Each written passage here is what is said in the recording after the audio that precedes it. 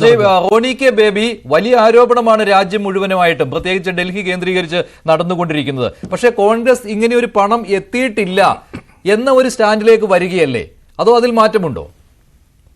ഇല്ല, ഏതൊക്കെയാലും ഈ അമിത് മാളവ്യ എന്ന് പറയുന്ന ആള് പുള്ളി ഇങ്ങനെ മാധ്യമങ്ങളുടെ തലക്കെട്ടില് ശ്രദ്ധിക്കപ്പെടാൻ വേണ്ടി, വാർത്ത വിടാൻ വേണ്ടി അയാൾ ഒരുപാട് സ്റ്റേറ്റ്മെന്റുകൾ ഇതിനു മുമ്പ് നടത്തിയിട്ടുണ്ട്. അതിനൊക്കെ 24 മണിക്കൂറേ ആയുസുള്ളൂ. അദ്ദേഹം എന്തെങ്കിലുമൊക്കെ പറഞ്ഞു, അതിന്റെ പുറകെ നമ്മൾ ഇങ്ങനെ ഈ ചർച്ചയുമായി ബന്ധപ്പെട്ട് എന്തൊക്കെ ആരോപണങ്ങളാണ് കോൺഗ്രസ് കാശ് മേടിച്ച് മോദി സർക്കാരിനെ അട്ടിമറിക്കാൻ ശ്രമിക്കുന്നതെന്ന്. ഏതായാലും ഈ BJP വശത്ത് നിൽക്കുന്ന ഒരു മാധ്യമമാണ് ദ ന്യൂ ഇന്ത്യൻ എക്സ്പ്രസ് എന്നാണ് ഞാൻ മനസ്സിലാക്കുന്നത്. കാരണം അങ്ങനെയാണ് ഇതിനു മുമ്പ് പലതവണയും കേട്ടിട്ടുള്ളതും. ന്യൂ ഇന്ത്യൻ എക്സ്പ്രസ് അത് BJP ചായ്വ് പുലർത്തുന്ന ഒരു വലതുപക്ഷ മാധ്യമം. അവര് തന്നെ ഇന്ന് വളരെ കൃത്യമായി തന്നെ അവര് ഒരു റിസർച്ച് എല്ലാം കണ്ടക്ട് ചെയ്ത് അവർ അതിൽ തന്നെ പറയുന്നുണ്ട്, ഞങ്ങൾ ഒരു തറോ റിസർച്ച് നടത്തിയതിന്റെ അടിസ്ഥാനത്തിൽ ഈ ഫണ്ട് ഇന്ത്യയിലേക്കല്ല വന്നിരിക്കുന്നത്, അത് പോയിരിക്കുന്നത് ബംഗ്ലാദേശിലേക്കാണ് എന്ന് ഇന്ത്യൻ എക്സ്പ്രസ് പറഞ്ഞിട്ടുണ്ട്. അപ്പോൾ അത് അവിടെ നിൽക്കട്ടെ, നമുക്ക് അതിനെ കുറിച്ച് വിശദാംശങ്ങളൊക്കെ ഇന്ത്യ ഗവൺമെന്റിനാണല്ലോ മുഴുവൻ സംവിധാനവും ഭരണവും മുഴുവൻ ആളുകളും ഉണ്ടല്ലോ, അവരിതൊക്കെ തന്നെ ഒന്ന് അന്വേഷിക്കട്ടെ. പക്ഷെ ഇവിടെ നമുക്ക് പല കാര്യങ്ങളും ചൂണ്ടിക്കാണിക്കാനുണ്ട്. ഇപ്പോൾ അമിത് മാളവ്യ കോൺഗ്രസിനെതിരെ ഒരു അമ്പ് കൊടുക്കുമ്പോൾ ഒരു 100 അമ്പ് തിരിച്ച് അങ്ങോട്ട് ചെല്ലുന്നുണ്ട് എന്ന് അമിത് മാളവ്യ ഒന്ന് മനസ്സിലാക്കിയത് നല്ലതായിരിക്കും.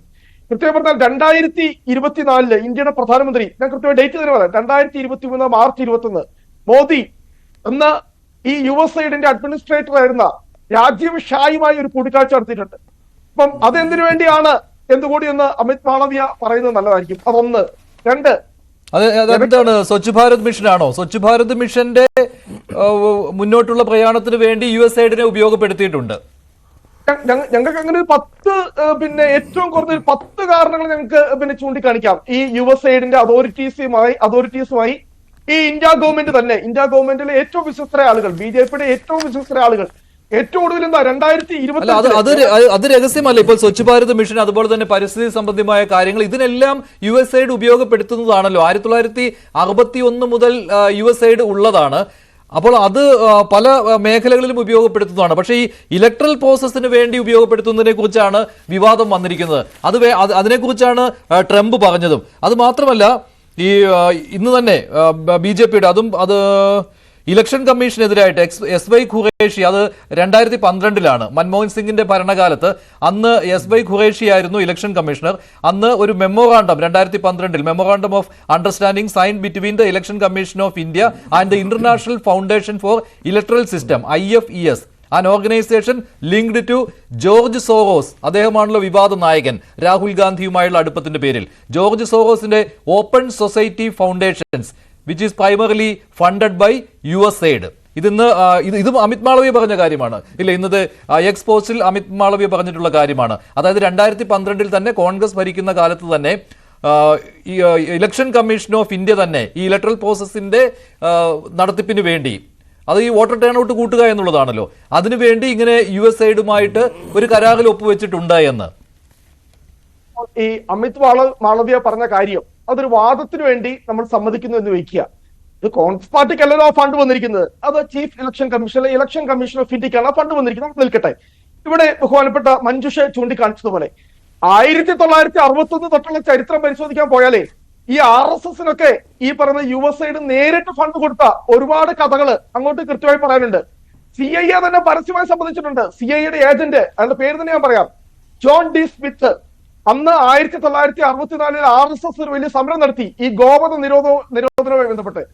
ആ ഗോവധ നിരോധനവുമായി ബന്ധപ്പെട്ട് നടത്തിയ സമരത്തിന്റെ പിന്നാമ്പുറങ്ങളിൽ അന്ന് കോൺഗ്രസിന്റെ പ്രസിഡന്റ് ആയിരുന്ന ഈ പറയുന്ന കാമരാജിനെ വധിക്കുവാൻ ഈ പറയുന്ന ജോൺ ഡി സ്മിത്ത് RSSുമായി ഗൂഢാലോചന നടത്തിയെന്ന വാർത്തയും വളരെ കൃത്യമായി തന്നെ ഈ രാജ്യത്ത് പുറത്തു വന്നിട്ടുള്ളതാണ്, ചർച്ച ചെയ്യപ്പെട്ടുള്ളതാണ്. നെഹ്റു ഭരണകൂടത്തെ പുറത്താക്കാൻ വേണ്ടി ഒന്നും വേണ്ട, ഈ റൈഗൻ ഭരണകൂടത്തെ ഇന്ദിരാഗാന്ധിയെ പുറത്താക്കാൻ വേണ്ടി ഇതിനെക്കുറിച്ച് ചരിത്രത്തിലേക്ക് പോകണം. ജയപ്രകാശ് മൂവ്മെന്റ് ഉണ്ടല്ലോ.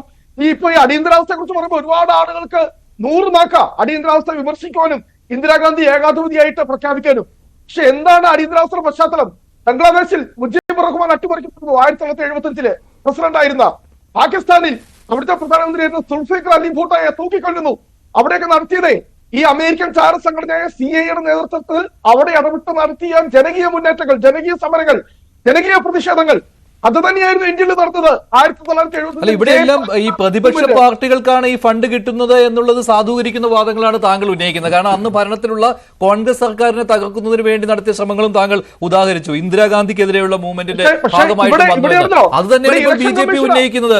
മോദി സർക്കാർ അധികാരത്തിൽ ഇരിക്കുന്ന സമയത്ത്, അമേരിക്കയിൽ ബൈഡൻ ഭരണകൂടം ഉള്ള സമയത്ത് USAID ഇന്ത്യയിലേക്ക് $21 ദശലക്ഷം ഫണ്ട് നൽകുന്നു. അത് വോട്ടർ ടേൺ ഔട്ട്, വോട്ടർമാരുടെ പങ്കാളിത്തം ഇന്ത്യയിൽ കൂട്ടുന്നതിന് വേണ്ടിയാണ്.